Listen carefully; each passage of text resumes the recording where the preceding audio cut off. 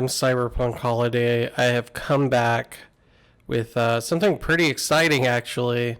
Um, when the movie SLC Punk came out in the late 90s, it was kind of during the rejuvenation period of punk rock. Green Day had kind of come around and brought about this return to form, sort of say, where people got interested in the music again because from the 80s through, new wave and grunge, I mean, punk rock wasn't particularly at the top of its game anymore.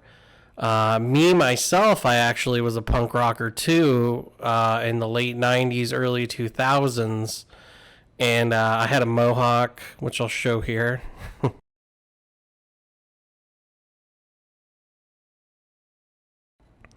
And I also had written a book about kind of my time as a punk rocker. My book is called Super Punx, which I'll show a picture here.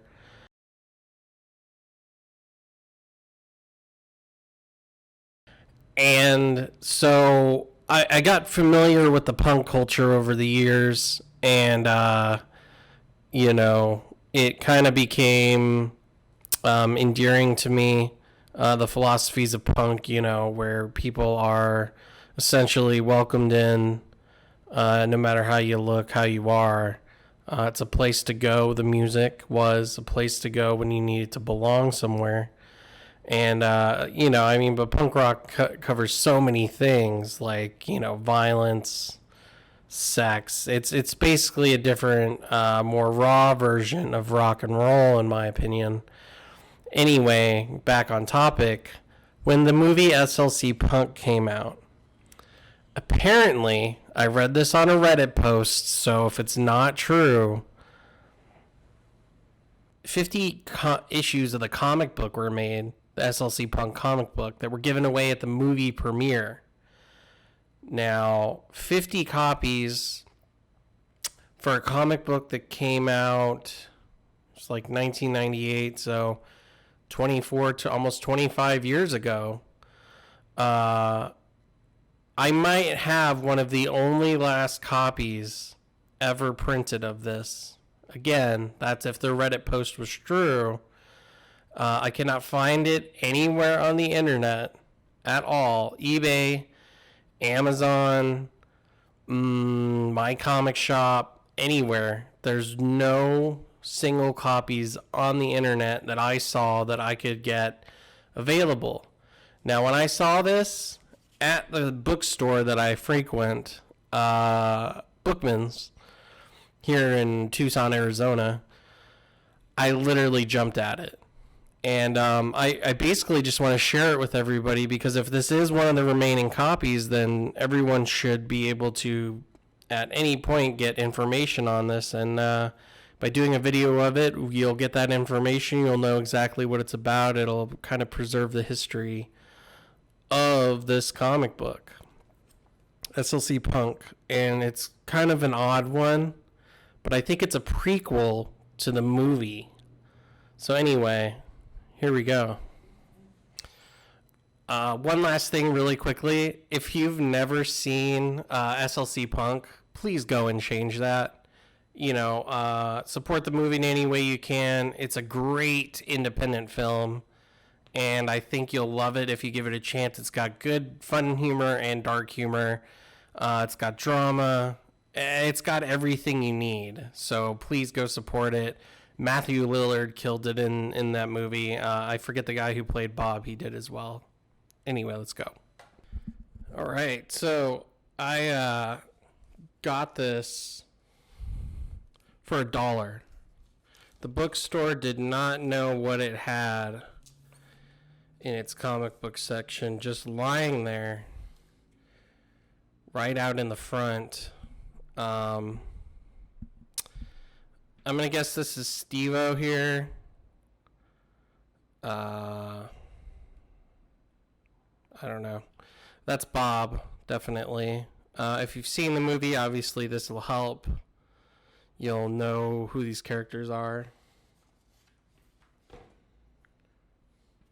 Now, the interesting thing is James Marindino, drawn by Dean Haspiel. So James Marindino was the director of the movie. As you can see, it's kind of got its movie credits here, based on the Sony Pictures Classics release, published by Robert Boyd. So Dean Haspiel, as you can see, his art here. This is sort of... Here, let me get some more light. James Marindino, he wrote this comic, which I'm going to guess he's never written a comic before because it's just so weird. But it might be akin to his writing style too, because kind of in the movie, it does a little jumpy cuts and stuff, and it's very fun, and maybe that's what the comic book was trying to be. Dean Haspiel, his work, as you can see, it's kind of akin to something like Jack Staff. I forget the artist off the top of my head who did Jack Staff, but it's kind of like the same art. So Steve-O and Eddie fly to Idaho. What's going on here is Eddie, who in the comic book doesn't look like he looks in the movie. I'll put a picture right here. And Steve-O looks like how he looks like before he cut his mohawk off. There's a flashback scene with him and his parents. So it's definitely a prequel. Anyway, the storytelling's weird. They're in school. They're talking about how they're going to go on vacation with his dad, and his dad owns a plane. Steve-O's saying how he put all the marijuana in his cigarettes to hide them, because at this point, obviously, weed is still illegal. And Eddie's talking about how he's got all these girls that like him, which you can see kind of through the pages here. They're like, hi Eddie. And he's talking about how he wants to bring girls on the trip. Steve-O's like, I don't know if we could do that. But they get into his dad's chopper. This whole thing is sort of weird because it doesn't really go anywhere per se. Like, it's almost just like a set piece to set up the relationship, maybe with Steve-O and his dad. I'm not sure what the intentions were, but they get into the plane. Eddie makes fun of his dad. He's like, you're as old as the hills, counselor. Eddie, yeah, fuck you. Okay, then I'll just sit here. They talk about how Eddie asked Steve-O, how did I offend your dad? I don't think that's possible, Eddie. You're not worth enough dough to insult him. Are you sure you should be playing with that thing? Why not? And he hits his dad. He's like, Steve-O, I told you not to fuck around. Oops. So it's kind of goofy shenanigans so far. Nothing too crazy.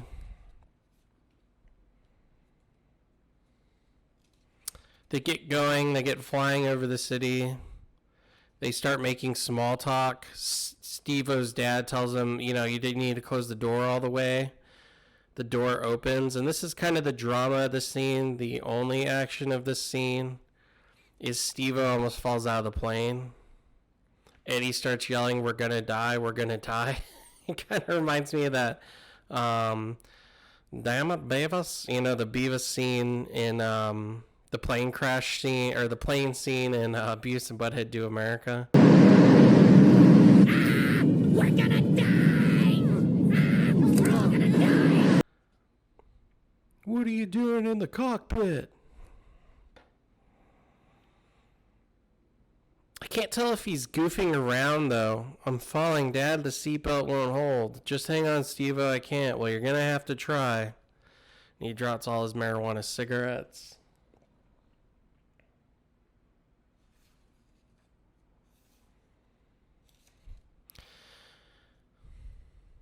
Is somebody going to do something? I don't know why he can't just pull himself back in the plane. Like, I get that it's leaning, but the fact that a teenager can't have the strength to pull himself back in when it's not even leaning that far, I don't know. And his dad can't fly. Eddie's not helping in any way. It's just a weird scene. Steve-O closed the door. He gets him back in safely. Steve-O, close the door. They almost crash into the mountain. Steve-O, what did I ask you to do? What was the one thing I asked you to do? What? The latch on the door, Steve-O.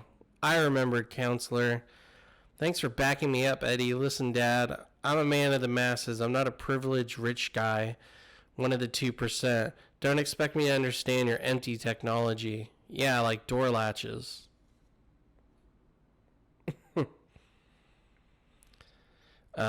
So they don't go on the trip.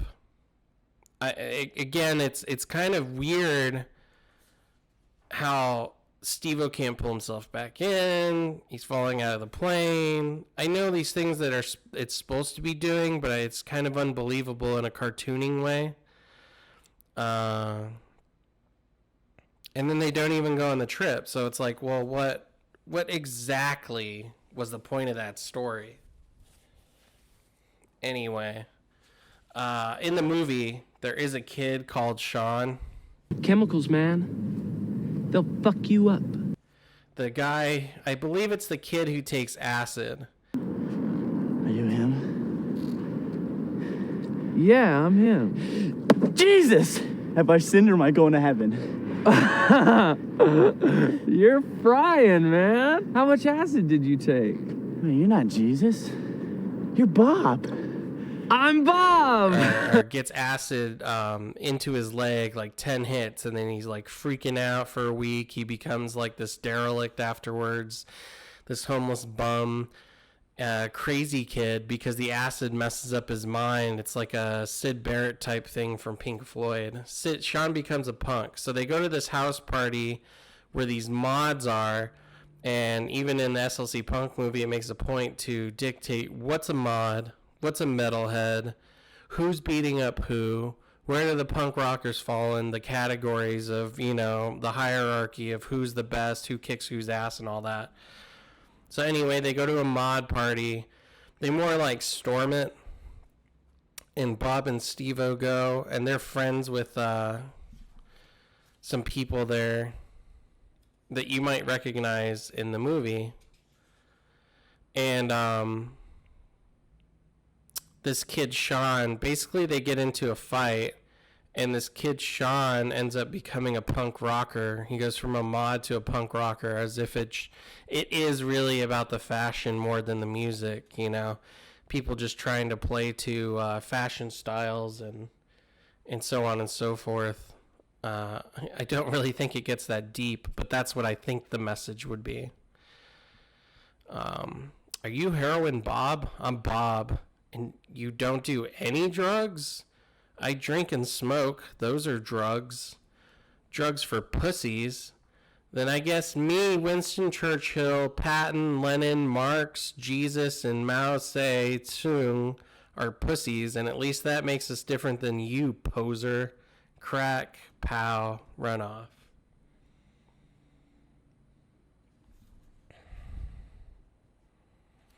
Hits of acid. And it's not clear. They got little smiley faces on them.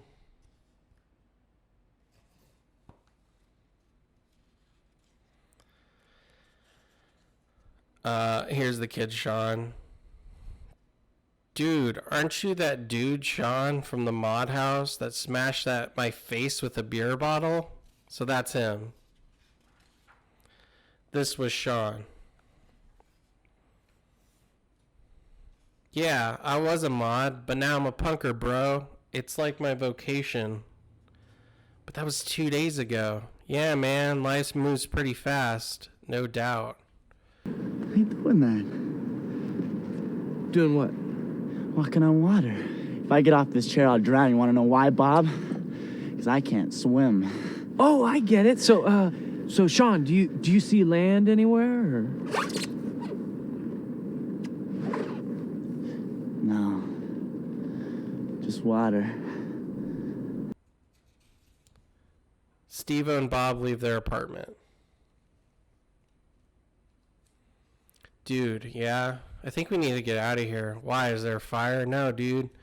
But we can't just stay in here like this. It's unhealthy. Life is unhealthy, Bob. What is that supposed to mean? We're born, we live, we die. Born with a disease, all of us. You know, we're born to live, live to die, born to die. And you know what they say about the cemetery? Everybody's dying to get there. Huh? Never mind, Bob. Anyway, there's too much snow out there. What do I look like, an Eskimo? Dude, I'll drive. Not my van, I'll drive. This next part is confusing. So, in the beginning of SLC Punk the movie, they beat up these rednecks that are getting drunk by a truck, and then they run off. I'm guessing this is the initiation of what sets that in motion. Say, Bob, yeah? Now that we're all out being healthy and all, where are we going? I don't know. I mean, you're being existential. Basically, they just have this dorky conversation. They're just driving, and then this car pulls up next to them and starts like, it doesn't show that it's honking. There's no honk noise. It doesn't show that they threw something. There's just a hand out a window. And Bob says, you should pull over. So, you guys are a bunch of freaks. Is that why you had us pull over? I thought you wanted to tell us about a flat tire. Kick his ass. So they get their asses beat by these rednecks, which, again, nothing set off this encounter. But they're still having their conversation while they're getting their asses kicked. Going out does not necessitate a place of destination, dude. That's totally irrational. All movement implies a destination. So then you're not really an anarchist. How's that? You believe in destiny. Destiny? Yes, destiny towards chaos, which is another way of saying anarchy. And since the world is rapidly approaching the end, then in a semantic sense, that is an endpoint, a destination, a destiny. Bob, did we just get our asses kicked? That's right, too many of them. I don't know, man. But Steve-O in the movie does like to talk about anarchy and, the theories of it and what makes an anarchist and, his views on life as a punk rocker. Mike and Mark get gas. So this sets up, I'm guessing it's a show that they're at. And these characters you'll know from the movie. This is the foreigner guy who shows off his laser discs and his showers and his bed and everything. He's a really rich guy. This looks like a silver record, but it's not a silver record, it's a laser disc. This one is a waterbed, but it's not a normal waterbed because a normal waterbed goes like this. Lots of waves. Funny thing is, this one doesn't have any waves. Why didn't you just buy a normal mattress that doesn't have waves? This one doesn't have waves. See? But he's also violent. Bob, this is the girl that he gets into in the movie. I think her name is Trish or something. Or maybe that's the girl Steve-O gets into. And this is the guy who decides to go to college and leave Salt Lake. He's kind of like a nerdy guy, but also violent. They tell a little story about how he got drunk and bashed in like all these windows, and then the cops came, and then he kicked out the back window and took off. Anyway, there is a little funny moment here where you see the punk rocker fly by them as he's having a conversation.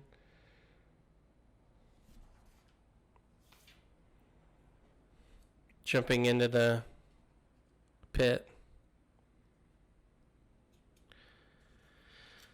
Basically, the foreigner dude and Mark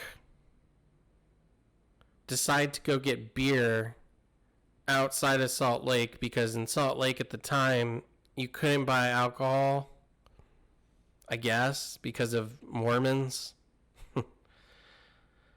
And so they said they need to go get gas. And they go get gas. These Mexican dudes pull in front of them, or Latin guys. He gets pissed off. And he tells them, "Hey, I'm gonna pull out my gun and we're gonna do this." And they're like, "Nah, man, it's cool. Hey, we're sorry." And they take off. Never move for anybody, Mike. That was amazing, man. And all of this is the beauty, splendor, and miracle. This delicate flower, this teardrop we call man. So, I mean, it's just like these weird little situations that all the characters you come to know and love get into. I wouldn't really say that it specifically adds to the movie in any way. It definitely captures who the characters are and their spontaneity and how they act and everything. But that's basically the comic book. Ad for the soundtrack, Matthew Lillard, all the bands that are going to be on it, Exploited, Fear, Stooges, punk bands, Ramones, Blondie's even considered a punk band, Generation X, which is Billy Idol's punk band before he was Billy Idol, Velvet Underground before Lou Reed, Moondog, which is a band that I don't think a lot of people know about, Fifi, Adolescents, Dead Kennedys. So yeah, I mean, again, one of the rarest comics ever, as far as I know. You can't find it online. I'm still shocked that I own it. I'm still shocked that I ran into it. As soon as I saw it, I leapt at it. If that Reddit post was right, maybe there are very few copies of this in the world. And, I just wanted to share it with everyone because it's kind of interesting to see these little artifacts that, the comic book, the comic book helped spring, and be creations by somebody, and they're a part of the history of comics in a way. So I hope everyone enjoyed this. That's SLC Punk, one of the rarest comic books ever. If anyone really wants to buy this from me, I mean, man, I don't know what it would be worth, but we'd have to come to some big, not super big number, but like a number that would be favorable, because this, I mean, God knows how much this actually is worth. Maybe it's not worth anything. I bought it for $1. Anyway, thanks everyone for watching. Like, share, subscribe, all the things. Don't forget to check out my book, Super Punx, which is my history kind of in the drug scene and punk scene, and a tale about my upbringing in it. I'll leave a link in the description below. Peace, everyone.